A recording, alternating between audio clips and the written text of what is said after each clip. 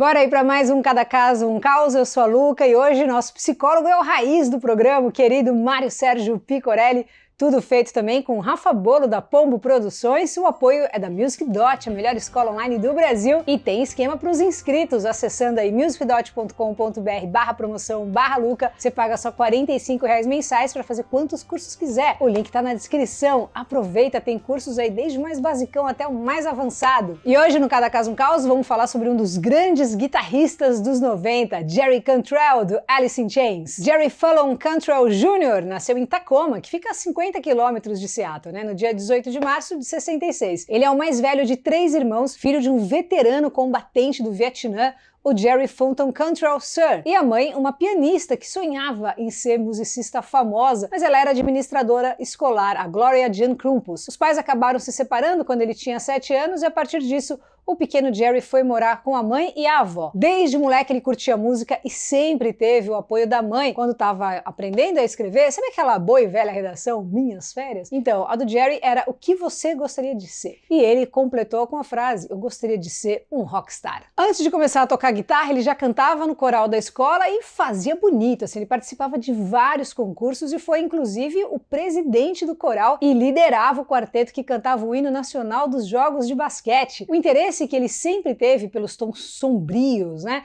vem dessa época. Ele sempre gostou de vibrações mais dark, mesmo antes de começar a tocar guitarra e violão. Nesses corais aí, ele cantava cantos gregorianos, sabe? Vem do século XIV e XV. Era aquela pegada de música mais down, né, quase que assustadora mesmo. O Jerry teve 2 professores que sempre apoiaram para ele seguir profissionalmente. Inclusive o professor de música, né, que era um desses, deu aula para a mãe dele. E também teve o professor de teatro, ele adorava, fez teatro assim, pirava. Quando o primeiro álbum do Alice in Chains começou a bater disco de ouro, o que ele fez? Mandou um disco para cada professor. O Jerry Cantrell já foi entregador de jornal, já trabalhou em peixaria e também numa loja de instrumentos. Juntou um dinheirinho ali e aos 17 comprou a primeira guitarra. Como já era um cara super, né, engedrado ali no meio musical por causa dos cantos gregorianos, né, é fácil juntar a gig. E aí ele começou a tocar. Montou uma banda para tocar na escola e as principais influências ali eram Hendrix, pirava em Hendrix, Black Sabbath pra caramba, assim, também adorava, Heart, Queensryche, Pink Floyd, Kiss e principalmente Elton John, assim. O Jerry conta que a história dele como compositor começa literalmente com as letras do Elton John. Como guitarrista, ele acordava e dormia tocando. Jerry disse que ficava no quarto por mais de 10 horas tocando mesmo, assim. A mãe sempre ficava com um BG ali de preocupação pelo Jerry crescer sem pai, né? As histórias do lado paterno é que o Jerry Cantrell era bisneto de um ladrão, desses pique filme de bang bang mesmo, sabe? Procurado com recompensa e tudo. O pai foi pra guerra do Vietnã. Ele falou que uma das primeiras lembranças que ele tem do pai é voltando do Vietnã com um uniforme ali de guerra, né? O Jerry Cantrell tinha só 3 anos de idade. A mãe apontou e falou, ó, tá vendo ali, ó?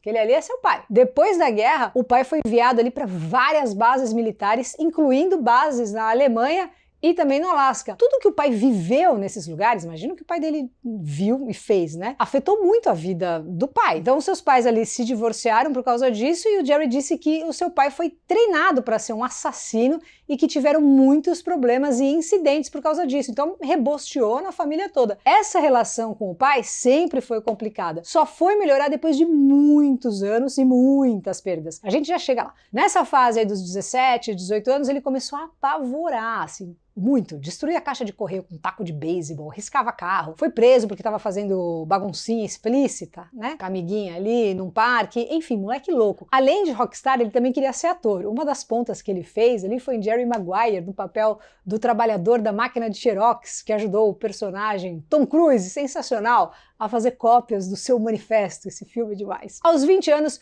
veio um cavalo de pau ali, o freio puxou e cicatrizou o chão para sempre. A avó morreu de câncer e 6 meses depois soube que a mãe estava em estado terminal de câncer no pâncreas. A mãe passou a maior parte do tempo dopada de morfina. O Jerry disse que alguns parentes vinham visitar e rolavam alguns momentos bem tensos, assim, porque não se entendiam ali, né? Por exemplo, ele ficava tocando guitarra por 10 horas, era a forma que ele encontrou de encarar essa fase dificílima, né? Tinha acabado de perder a avó e agora a doença da mãe. O Jerry disse que não tocava alto nem nada, né? Mas esses tios aí ficavam falando que ele estava incomodando a mãe. Ele comenta que, na verdade, assim, o que ele sentia e o que ele sabia, que ele estava ajudando a mãe, porque ele estava tocando para ela e talvez ela pudesse ouvir um pouco enquanto ela ainda estava lá. Eu sei que essa briga acabou virando um confronto físico e esse tio expulsou ele da própria casa. Poucos dias depois, a mãe do Jerry morreu e ele não estava lá com ela, então imagina como isso pegou. A casa era alugada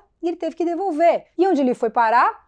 Virou um desabrigado em Seattle. Nessas, ele conheceu Layne Staley, que já era vocalista do Alice in Chains. E o Staley convidou o Cantrell para morar num tipo de um galpão que a galera ensaiava, né, o The Music Bank. Aqui a história da banda, assim, aqui a história da banda não, né, a história da música, na verdade, estava sendo escrita, né. Ele dividiu o quarto ali com Ed Vedder, até então não conhecido, né, do Pearl Jam, com Chris Cornell, do Soundgarden. Tem um livro aqui, ó, esse, bem legal, Alice in Chains, a história não revelada, tem muito assunto legal, desde de como a banda foi formada, enfim, várias coisas. Mas resumindo, o até então Alice in Chains, né, só o N, acabou, o Jerry Cantrell queria formar uma banda nova, até então ele tocava no Diamond Line, daí o Layne Staley desenrolou o contato para ele do batera, o Sean Kinney, com isso eles chegaram também no baixista, o Mike Starr, que infelizmente tempos depois também morreu por causa de drogas. O Alice in Chains precisava de um vocal, o Layne já estava enrolado ali com outros projetos, a solução então dada pelo próprio Jerry Cantrell seria meio que uma troca, né? O Layne cantaria no Alice agora in Chains, com IN, e em troca o Jerry tocaria guitarra nas bandas do Layne, né, que era o Bergstrom e o Holt. As semanas, os meses, enfim, foram passando, o Natal chegou, seria o primeiro sem a mãe e sem a avó. O Layne chamou ele para passar com a sua família, compraram umas roupas para ele e aos poucos ele foi sendo adotado ali pelos Stanleys, a parceria fechou, a banda foi um sucesso, ficou exclusivo ali, se tornaram melhores amigos e parceiros musicais. A banda explodiu, né? Lembro quando eu comprei ali o Facelift, o primeiro álbum dos caras, de 1990, faz tempo. Aqui não tinha Nirvana, não tinha Pearl Jam, não tinha nem grunge, né? Foi um negócio surreal. A voz do Layne Staley era, assim, uma coisa avassaladora. Tem episódio, inclusive, sobre ele aqui. O Jerry Cantrell, aqueles riffs, né? Os sons e, claro, Man in the Box transformaram o mundo da música para sempre. O Ida Young era um absurdo, né? Falando em Ida Young, o Jerry dedicou esse álbum aí pra mãe e também pro Andrew Wood do Mother Love Bone, que morreu no ano do lançamento do disco, né? Uma pena, né? Mais uma pena. Em 92 vieram com o espetacular Dirt e aqui entra uma história bem importante para a banda e principalmente para o Jerry. Lembra que ele já conhecia o Chris Cornell na época do Dirt? Ele se hospedou lá na casa do Chris e também da esposa. Quanta gente ele perdeu, né? Amigo, Jesus. Bom, e foi lá que ele compôs uma das grandes músicas desse álbum e da carreira da banda, Rooster. Esse som é uma homenagem para o pai. Foi por aqui que a ligação com o pai foi melhorando. Bom, ele disse que Rooster significa galo. Esse era o apelido de infância do pai dele, né? Dado pelo bisavô. Lembra do bisavô, aquele do Bang Bang? Essa história do galo, né, era por causa do jeito meio arrogante, com peitinho de galo de briga, e também pelo jeito que o cabelo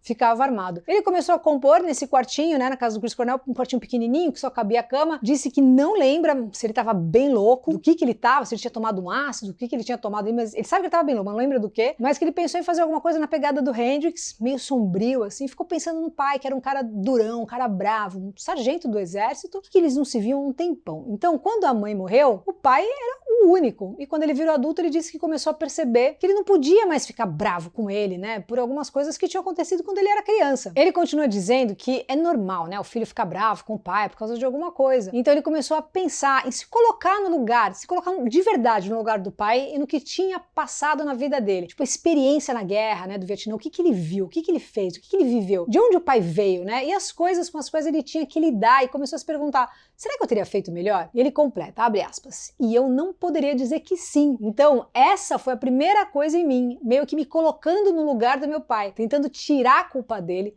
tentando fazer as pazes com ele e ter um relacionamento com o meu pai novamente, fecha aspas. O Jerry diz que essa música, né, foi uma coisa assim muito legal que aconteceu por várias razões. Uma delas é porque pessoalmente eles começaram a se tornar mais amigos e ao longo dos anos, depois desse som, foram se aproximando cada vez mais e adendo. É o pai dele que tá no vídeo aí da música. Eles construíram um rancho juntos, né, e conseguiram restabelecer a relação e fecha dizendo que criou essa música sem imaginar o impacto que teria para as pessoas. pessoas. Na verdade, ele fez uma espécie de caminho até o seu pai, para terem um relacionamento melhor e que funcionou. Tanto que até hoje, assim, eles são grandes amigos e dividem esse rancho, o pai administra, mora lá, e eles são, tipo, super colados. O Jerry Cantrell é sensacional, né? Continua nativa, saiu das drogas há anos, faz trilhas para filmes, inclusive para o John Wick, do Ken Reeves, que também tá por aqui. Lançou Brighton recentemente, né, o disco solo, e disse que ainda escreve pensando na voz do falecido e melhor amigo Layne Staley, né? Um guitarrista admirado por grandes guitar heroes, né? Já outro, por exemplo, amigo de infância dele, super parceiro dele, Dimebag Darrell do Pantera, os caras que estão por aí, né, que adoram ele, o Corey Taylor do Slipknot, né, ama o Jerry Cantrell, ama Alice in Chains, falou que é a melhor banda do mundo. Os caras do Metallica também adoram ele, o Kerry King do Slayer é super fã de Dan Bones, enfim, a lista é infinita. Jerry Cantrell também é apoiador há muitos anos, né, da Music Care, é uma instituição que ajuda músicos que lutam contra problemas de vícios, problemas financeiros, de saúde. Ele também apoia a Road Recovery, que é uma organização dedicada a ajudar jovens também no combate ao vício, várias outras instituições, faz doações para hospitais que também tratam crianças e adultos com câncer, doações para veteranos de guerra e uma cacetada de outras ações, assim. Eu já tive também o prazer de ver um show do Alice in Chains, no SWU, um negócio fenomenal, também ao vivo. Bom, para falar sobre o Jerry Cantrell, vamos ver o psicólogo raiz do Cada Caso um Caos, nosso professor querido Mário Sérgio Picorelli. Fala aí, Mário. Pessoal, um grande abraço. Vimos pelo relato da Luca a complicada relação do Jerry Cantrell e seu pai. Pai esse embrutecido pela vivência da guerra. Mas a relação entre eles foi surpreendentemente bem resolvida, porque algo aconteceu dentro do Jerry que, ao se colocar no lugar do pai, pôde perdoá-lo. Portanto, o tema de hoje é o perdão. A psicanálise não vai se interessar pelo tema do perdão. E podemos supor o porquê. Porque o perdão está muito associado e impregnado pelo aspecto religioso. Mas como podemos entender o perdão? O perdão pode ser entendido como um ato subjetivo de separação, quando o sujeito abdica de seu ressentimento para com o outro que o ofendeu. Trata-se, portanto, de uma escolha pessoal e que não necessita do reconhecimento de ninguém, muito menos do ofensor. Vamos levantar o seguinte: certas pessoas perdoam, outras não perdoam. Será que é possível perdoar a si mesmo? Como vimos pelo relato da Luca, o Jerry Cantrell pôde perdoar o pai. E por quê?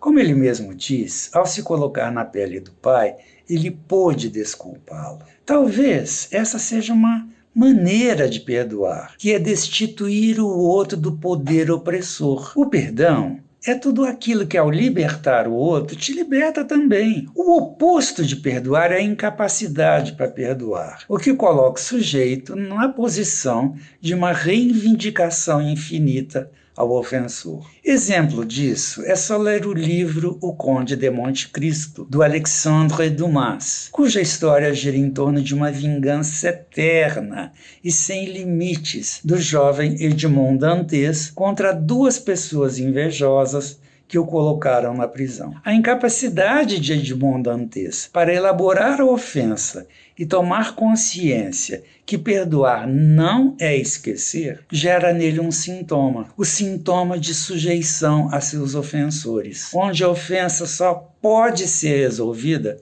através da morte. Por fim, há uma outra questão, que não envolve o outro, o ofensor, mas envolve uma parte de nós mesmos, que é cruel, insatisfeita, raivosa, prepotente, sádica, dominadora e que constantemente nos critica, que é o nosso superego. Ernest Jones, um psicanalista e biógrafo de Freud, nos diz o seguinte: não é exagero dizer que a vida psíquica do homem é essencialmente feita de esforços obstinados, seja para escapar à dominação do superego, seja para suportá-la. Com esse cenário, será que é possível perdoar a nós mesmos? Pergunta difícil. Felizmente, contamos com a psicoterapia para nos ajudar a abrandar os conflitos daí oriundos. Um beijo a todos. Demais, Mário, sempre apavorando! Valeu muito aí por contribuir com a gente há tanto tempo aqui no Cada Caso um Caos. O Mário tá na correria, então agora ele tá participando mais esporadicamente, mas quando aparece, hein? Fala aí. Valeu, Mário, querido! E você que assistiu o vídeo até aqui, se já é inscrito, muito obrigada. Se não, já se inscreve, toda semana tem vídeo novo por aqui, beleza? Valeu demais. Me segue no Insta, Luca89FM. Valeu e até semana que vem.